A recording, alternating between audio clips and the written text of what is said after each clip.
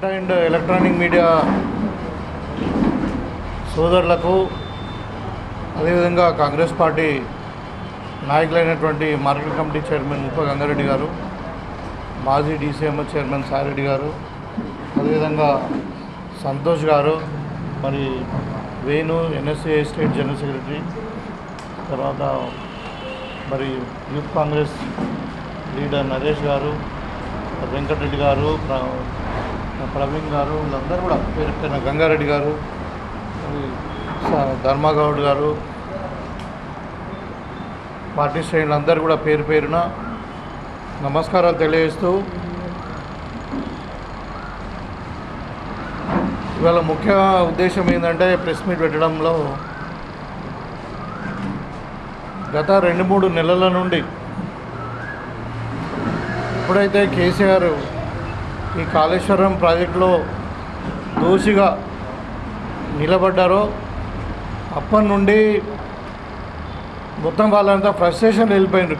కేసీఆర్ కుటుంబం అంతా ఒకవైపు కవిత జైలుకు పోవడము, మరి అధికారం కోల్పోయి ఉన్న పదవులని పోయి, కేసీఆర్దేమో ముఖ్యమంత్రి పదవి పోయింది, కేటీఆర్దేమో మంత్రి పదవి పోయింది, మరి హరీష్ రావుది మంత్రి పదవి పోయింది, కవితనేమో జైలుకి పోయి. ఇప్పుడు ఏమైందంటే మొత్తం కేటీఆర్ ఏ విధంగా మాట్లాడుతున్నాడంటే ప్రజల చేత ఎన్నుకోబడినటువంటి రాష్ట్ర ముఖ్యమంత్రి గారు రేవంత్ రెడ్డి గారి మీద ఇష్టం ఉన్నట్టు మాట్లాడుతుండు. అంటే ఒకసారి చిల్లర ముఖ్యమంత్రి అంటున్నాడు, ఒకసారేమో ఎంటిక కూడా వీకలేరని అంటుండు, ఇంకొకసారి ఏదో నోటికి వచ్చింది పిచ్చుకుక్కలాగా కొడతా ఉన్నాడు.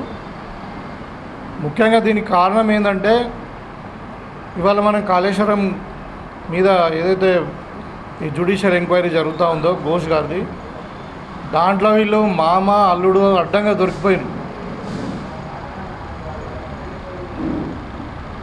మొన్నటిదాకా ఏం చెప్పారంటే అన్ని అనుమతులు ఉండి మరి క్యాబినెట్ నిర్ణయం ద్వారా మీ కాళేశ్వరం కట్టినాము, అంతా సైంటిఫిక్గానే కట్టినాము, ఓన్లీ 2 అవి పిల్లర్స్ ఉంటాయి, అవి కూలిపోయినాయి, ఒక బ్లాక్ మాత్రమే కూలిపోయింది, మాదే పెద్ద తప్పు లేదని మాట్లాడిండు.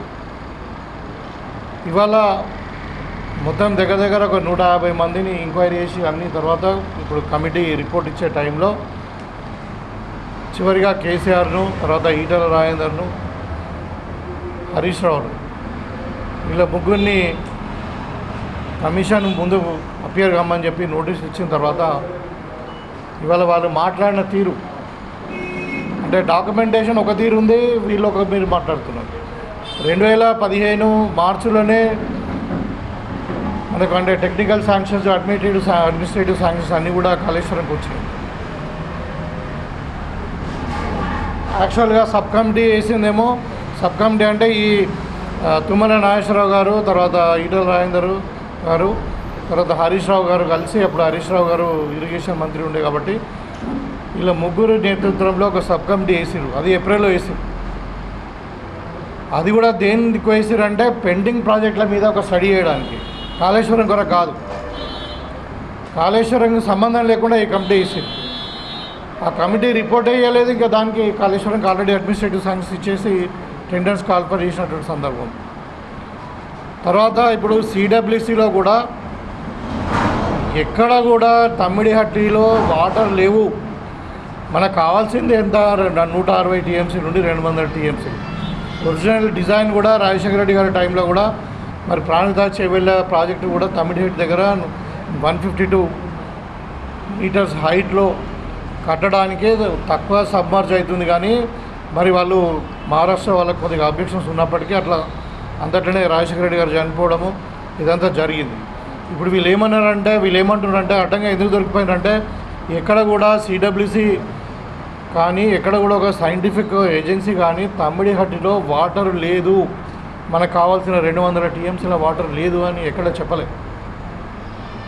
కానీ అక్కడ వాటర్ లేదని, లేకుంటే మహారాష్ట్ర వాళ్ళు అడ్డం పడుతుందని దాన్ని అంటే డైవర్సిఫికేషన్ చేసి కొంచెం తమ్మిడిహట్టిని ఇంకా హైట్ తగ్గించి మేము కిందికి తీసుకుపోయినాం.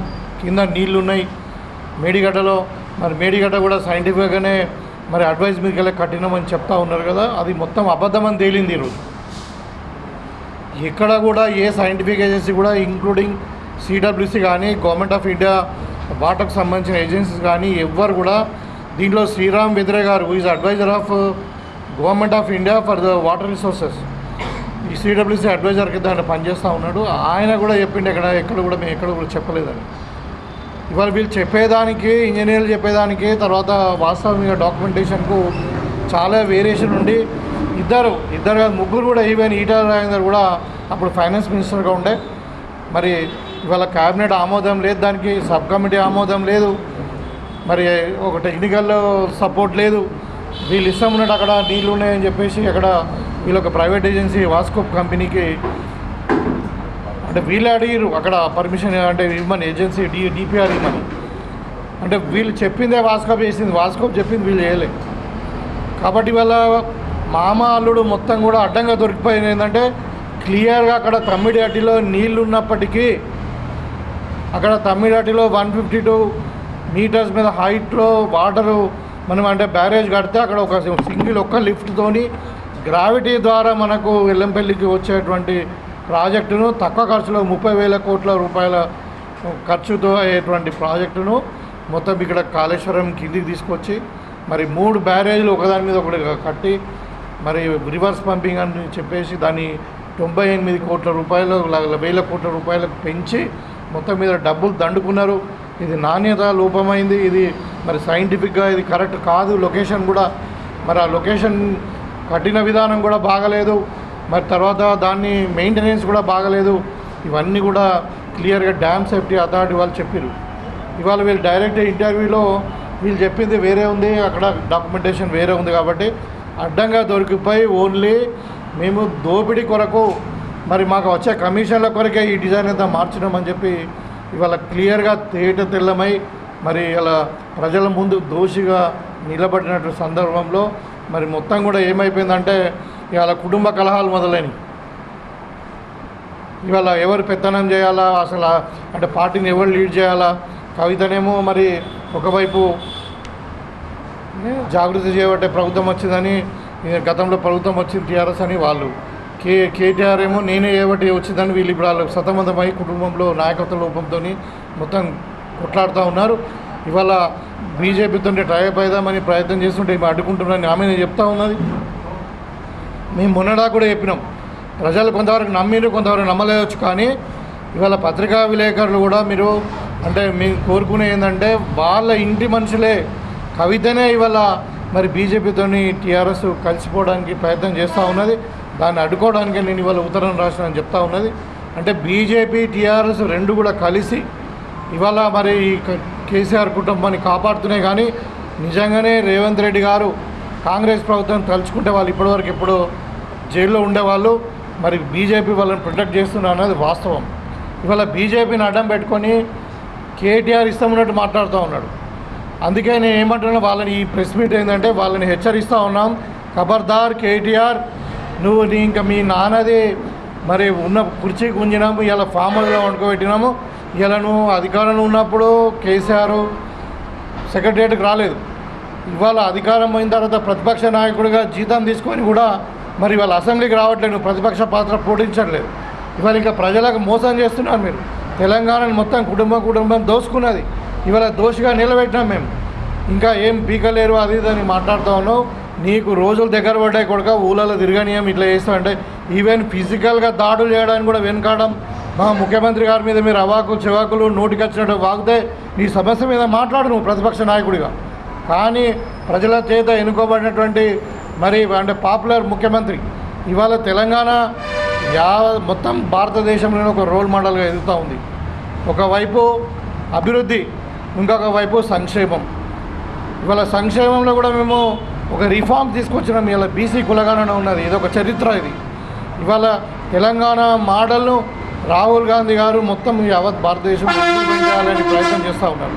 ఇవాళ ఎస్సీ కేటగరైజేషన్ కూడా మొత్తం భారతదేశంలో 29 రాష్ట్రాలలో మరి సుప్రీంకోర్టు జడ్జిమెంట్ వచ్చిన తర్వాత ఒక సంవత్సరం లోపల ఇంప్లిమెంట్ చేసినటువంటి ఘనత రేవంత్ రెడ్డి గారి ప్రభుత్వంది, తెలంగాణ ప్రభుత్వంది. ఇవాళ తెలంగాణ రైజింగ్ తెలంగాణ నంబర్ 1 తెలంగాణగా దేశంలో ఎదగబోతున్నది. 3 లక్షల కోట్ల రూపాయల మరి విదేశీ పెట్టుబడులు ఇక్కడ వస్తున్నాయి. ఇక్కడ ఎంప్లాయ్మెంట్ జనరేట్ అవుతూ ఉంది. హైదరాబాదు నగరము తెలంగాణ మొత్తం డెవలప్ అవుతూ ఉంటే ఒకవైపు సంక్షేమము, ఒకవైపు అభివృద్ధి, ఒకవైపు అన్ని విధాలుగా మనం సోషల్ రిఫార్మ్స్ కూడా చేసుకొని తెలంగాణలో కాంగ్రెస్ పార్టీ ప్రభుత్వం ముందుకు పోతుంటే మరి ఓర్వలేక ఇవాళ మరి వాళ్ళది మొత్తం ఉనికి కోల్పోతున్నామని చెప్పి మేము దోషులుగా ప్రజల ముందు కరప్టెడ్ ఫెల్లోగా మరి అవినీతి పరులుగా మా కుటుంబం నిలిచిపోతుందని చెప్పి మరి భయపడి చేస్తున్నారో, ఫ్రస్ట్రేషన్తో చేస్తున్నారో, మతి స్థిమితం పోయి చేస్తూ ఉన్నారో. కానీ కేటీఆర్ మాత్రం నోటుకొచ్చింది వాగుతూ ఉన్నాడు. దాన్ని ఒక టీఆర్ఎస్ నాయకులకు అందరికీ కూడా వార్నింగ్ కాదు, ముఖ్యంగా కేటీఆర్ మేము వార్నింగ్ ఇస్తూ ఉన్నాము. ఇదే విధంగా ఉంటే నీకు సీరియస్గా బుద్ధి చెప్తాం. ఇంకా ఆల్రెడీ బుద్ధి చెప్పిండ్రు తెలంగాణ ప్రజలు. ఇలా కాంగ్రెస్ పార్టీ శ్రేణులు కూడా తలుచుకుంటే నువ్వు ఊళ్ళలో తిరగలేకూడగా మరి మర్యాదగా ఒక ప్రజల చేత ఎన్నుకోమన్నటువంటి నాయకుడిని మర్యాద ఇచ్చి మాట్లాడాల్సిందిగా నేను కేటీఆర్ని హెచ్చరిస్తూ ఉన్నాను. అంటే మరీ పిచ్చి కుక్కలా కొడతా ఉంటుంది. తప్పకుండా నేను చెప్తా ఉన్నా, మీడియా ముందు అవసరం ఉంటే ఊళ్ళలో తిరగని ఏం అవసరం ఉంటే ఇంకా మరి ఇట్లనే ఉంటే దాడులు కూడా జరుగుతాయని చెప్పి చెప్తా ఉన్నాను. మీ నాయనేమో మొత్తం తెలంగాణ దోసుకున్నారు. తెలంగాణకు అవినీతి పరులు ఎవడన్నా ఉన్నాడు కేర్ ఆఫ్ అడ్రస్ అంటే కేసీఆర్ కుటుంబం.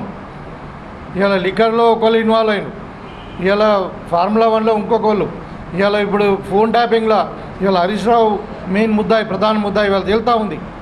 మీరు చేసిన అరాచకాలు, మీరు చేసినటువంటి దోపిడీని ఇంకా సిగ్గు లేకుండా తల వంచుకొని ఇంట్లో వండుకునేది పోయి ఇంకా ఉల్టా మాట్లాడుతున్నాం. ఉల్టా చోరు డాంటే కోత్వాల్కి అన్నట్టు మరి ఇవాళ మీరు ప్రతిపక్ష నాయకులుగా మీ పాత్ర పోషించండి, తప్పులేదు.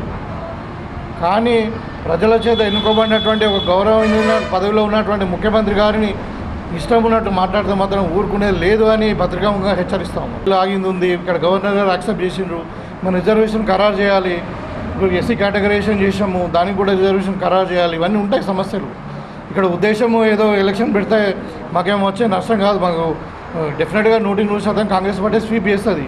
కాకపోతే ఇవన్నీ తీరాలి కదా ఈ సమస్యలు. మనము ఏసీబీ వాళ్ళు ఇదంతా కూడా ఇన్వెస్టిగేషన్ చేసిర్రు.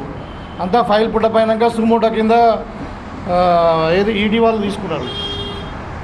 ఎన్ఫోర్స్మెంట్ డైరెక్టరేట్ అని ఉంటుంది. సిబిఐ కానీ ఈడీ కానీ ఎట్లా అంటే అది they work under central government కంట్రోల్లో.